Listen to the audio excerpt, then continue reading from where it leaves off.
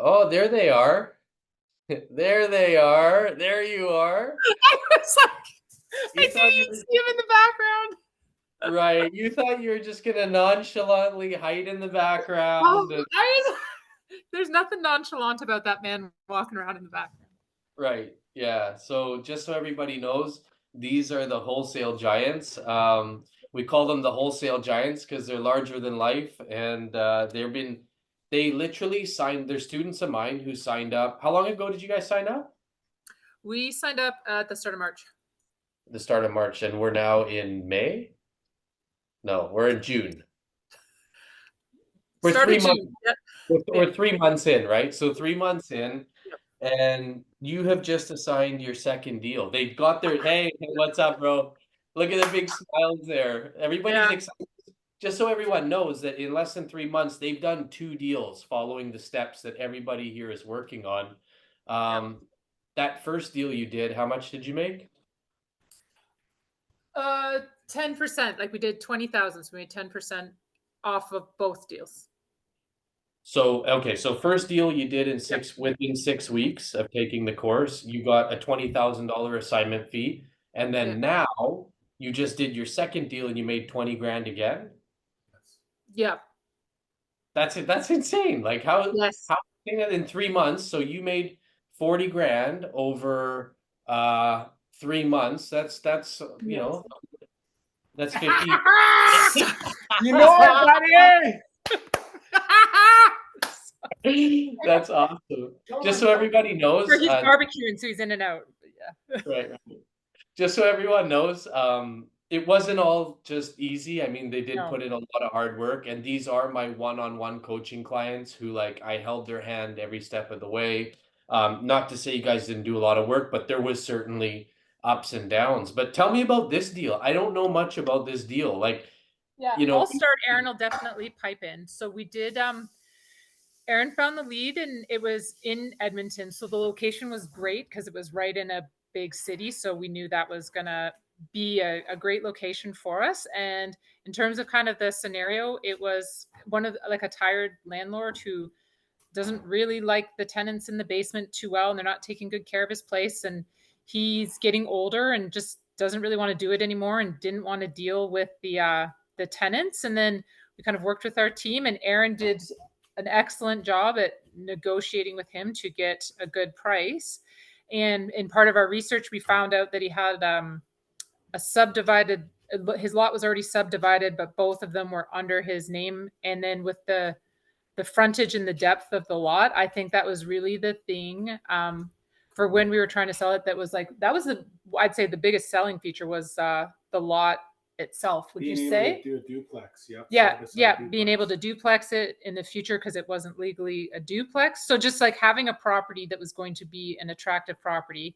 Aaron was able to get under contract and we did what you said is we'd already joined all of the Facebook groups in the region and we're kind of posting in there and we kind of posted in there a couple times before, but then was really I looked at how other people in that group had posted details about their deals and type of things they were doing, the ones that were getting lots of responses. I was like, what does that post that gets a lot of comments and responses look like? Like, how much are they putting in? How much are they not? So we kind of tried to do like that. And then Aaron went out there again because he right now while we're like building our brand, starting to establish relationships, and again reaching out to new buyers we didn't know before. We talked to a lot of them, and Aaron sat in person with this guy on the phone in a Tim Hortons. 3 hours. Yep. 3 hours, but then also got it done sight unseen. Yep, sight unseen, 3 hours, and I had to get on the plane. I got into the airport at 10:45, and I was on, and my flight was at 11:45. Still had to check in the rental car. It all worked out smooth, but we had it signed and delivered, and he never even went to the property. Yeah. Sat with him at Timmy's. That's so amazing because just so everyone knows, you guys are from Ontario, which is on the other side of the country, and you did this whole deal 100% remotely until the very end. And you went there, but you probably didn't. Would you say you could have done it without that? I think you could, but I honestly like. I know that we're kind of, this is our thing that we like to do, Tony. Like we didn't do it with the first one. We didn't need to. It was after the fact we went and met the guy. But we had the showings. So the reason I went was to have the people come through the property initially, and then we had issues with the tenants getting out of the basement. So then we had a bunch of tire kickers, and like you have always said, really take the first deal. It's the trading of the papers until the deal is signed. Yeah. It's not done, right? So we kind of still were learning in that curve, right? And so this guy just out of the woodwork on the Thursday through Lindsay's lead generation that she's learned through, yourself and Shamir, brought him to the table. And then, and then I sat with him for 3 hours in a Timmy's drinking coffee. But it worked well, and we've got an established relationship for an investor who and he's given does this regularly. So I guess you could say we didn't have to, but we wanted to invest in ourselves and long-term relationships while we're starting. So we have chosen that. And one more thing, Tony, he didn't even need to. He did not need to sit with me. He was going to do it. That was on my suggestion, right, to meet up with him. So he was willing to do it just over the phone. But I'm glad that I did that, because for me, I like that one-on-one. And he's just a younger guy like myself that's making he's got some backers, and he had a partner. So he was like talking to his partner who was in Calgary. So he'd step out, talk on his phone for 5 minutes, come back in, sit at the table. We'd have a couple more chin wags. I'd drink a little more of my coffee. Then he'd go back out. And he did that like 4 times. But then in the end, it was just kind of tweak, because he said, like, I would like to work with you guys, but who are you guys? Like, like, where'd you guys come from?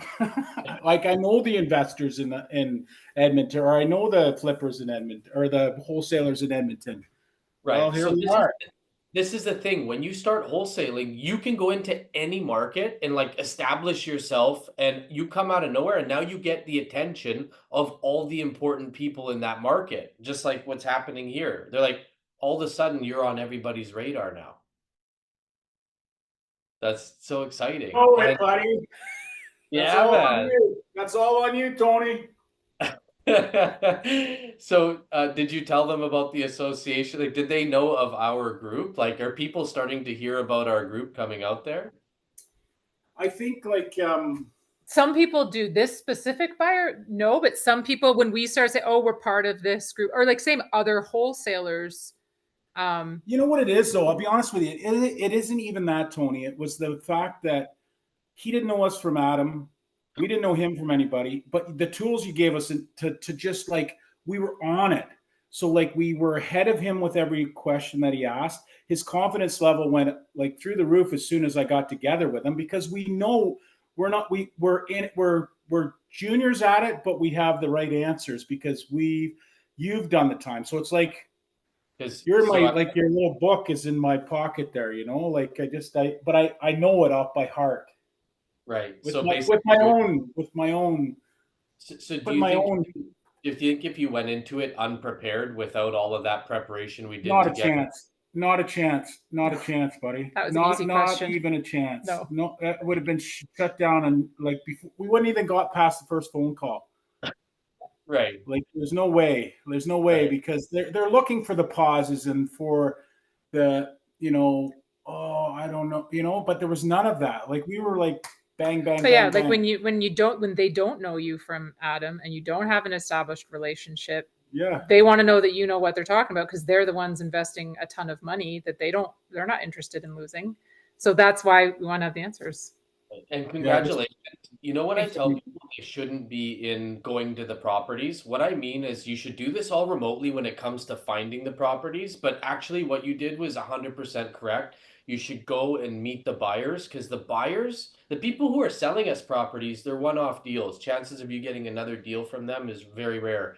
But the buyers, those are relationships that you want to invest like your whole everything into. And like, if you want to establish yourself in real estate, this is how you align yourself with important people that have money. Like, how much money do you think those guys have? Like, did they sound, Did But they say? they've been doing it before, because that's what he was saying, because he was asking us questions, and Right. I started to explain the process. I was like, well, this is how it's going to go, because he's like, how many walkthroughs are you doing? I was like, well, this is how it's going to be. He's like, oh yeah, I know all that. I've worked with wholesalers before, so he Right. knows what he's So an experienced investor. right. So let's just back it up 1 second. So we started.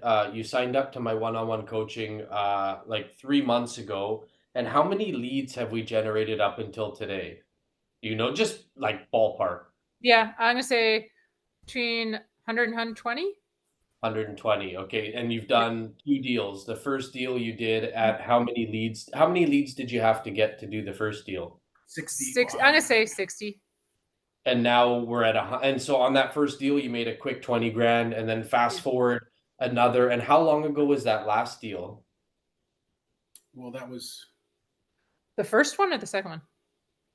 That we have so many The last deals closing, we don't know. So the first deal that you guys assigned and made $20,000 on, how long ago was that one? start of April. Start of April. Okay, so now so 2 months ago? Yeah. Well, like it was a month into our starting the course that we had the first deal. Right? Yeah. So it's, if you average it out, it's like you got a deal kind of every 6 weeks and 20 Yeah. grand coming in every 6 weeks. So And not to mention that we slowed it down, Tony. We've slowed our leads down because we're still in the learning curve of. So we didn't want to we actually slowed it down a bit. We could have kept it kind of rocking, but you had a couple projects where, so I feel like we could have more by now, but it was a conscious choice from another project to be like, let's. Yeah. So we want to. I actually think we could have more. I agree. We just want to be successful all the way through this, right? So I mean, the one thing I did learn from this deal, if I was going to say one thing, is that for the next one, we didn't have it written in our contract properly for the guy to go away. So the owner and his girlfriend stuck around the whole time that when I brought people to look at the place. Yeah, right. And I would like to, because I even selling my place, I realized that, when they come and did their inspection, they asked for like an hour and a half or 2 hours where you leave the premises and they have full access to the place. So I would definitely want to put that in our, I would tell the next guy, listen, I need you guys to just go away. I'm going to have the place for a couple hours, do my due diligence, get my measurements so that I know what I'm doing with my contractors. Because it was like they were there hovering kind of, and they were really nice folks, but it was really hard to have. You got guys coming in there that, they don't look like contractors when you're just bringing the people through, right? Okay. But just so everybody knows here, you should be framing it like you have business partners from day one. And then later on, when you bring sellers to the buyers, people who are going to buy this property from you, they're your business partners. So you can talk like like 30 grand over here to fix this and that. And you're talking about it, and it's your, And it worked out okay. It still was fine because I have such a good relationship with the people initially. Like it was all fine, but it's better that I would be nicer if they're not there at all. Like just have the freedom. And they would have definitely, if I'd have just said, hey buddy, I want to have the place for a couple hours, so I can do all my stuff that I want to do. And I just want to be able to focus and like that. And he would have been totally okay with that. Right. But I didn't, right? So. Absolutely. And even if they did go out, still be careful when you're in the house because people have listening devices cameras and stuff. And all this stuff. Yeah. So. Okay. Good call. But thanks again, buddy. I just got to go out to my barbecue. I don't want to burn my dinner. How is that a low ceiling? That seems like we're at my parents' cottage. No, it's not a low ceiling. That's a normal height ceiling. That's just a tall man. That's why you guys are the wholesale giants. Awesome.